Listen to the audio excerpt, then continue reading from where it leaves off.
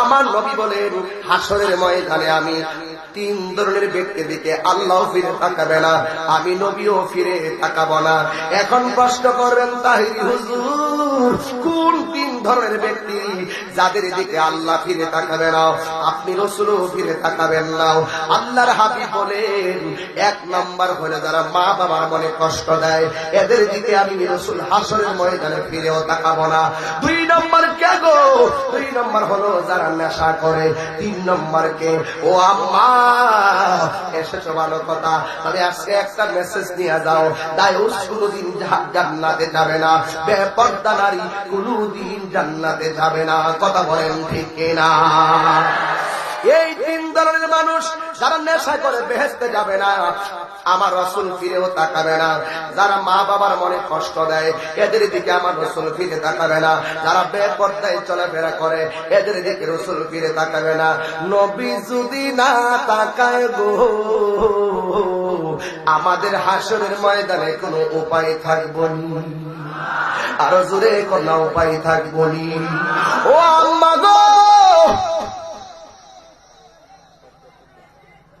আজকে থেকে ওয়াদা করো, নামাজ যেমন ফরজ পড়তাও তেমন,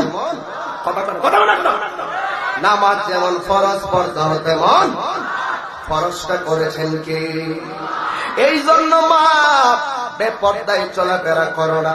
আর যুবকদেরকে একটা কথা বলি, জীবনে কোনোদিন মা বাবারে কষ্ট দিও না। রাজি আসনি? আমি দেখছি আজকে বর্তমান সমাজে মা বাবা যারা কষ্ট দেয়, দুইটা কারণে কষ্ট দেয়। একটা হলো সঙ্গগুণে, আর একটা হলো নেশা নামক সর্বনাশার কারণে। কথা বলে না ঠিক কিনা বলে?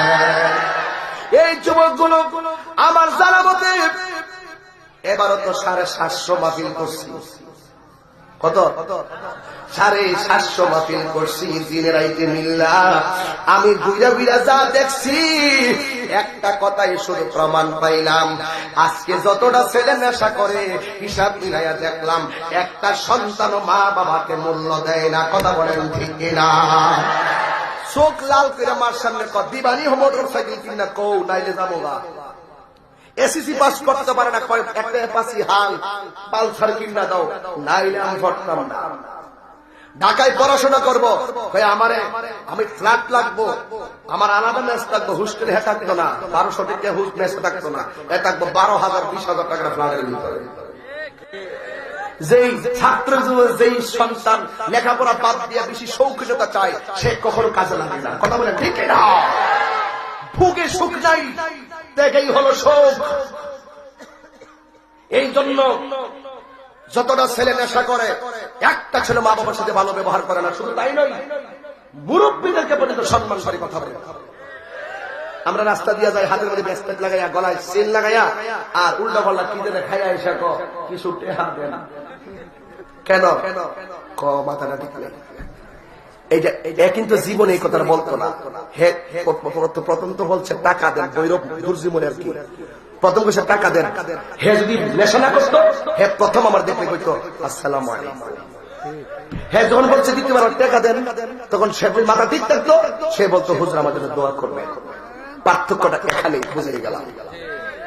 কারণ নেশা মানুষকে আসল জায়গা থেকে এমন ভাবে দূরে ঠেলে দেয়, মানবতা, সামাজিকতা, আত্মশুদ্ধি তার কোনো কাজে আসে না। কথা বলে ঠিক কিনা?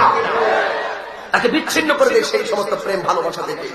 এই জন্য আজকে থেকে নেশা কি চলবে না, বন্ধ হবে। চলবে না, বন্ধ হবে।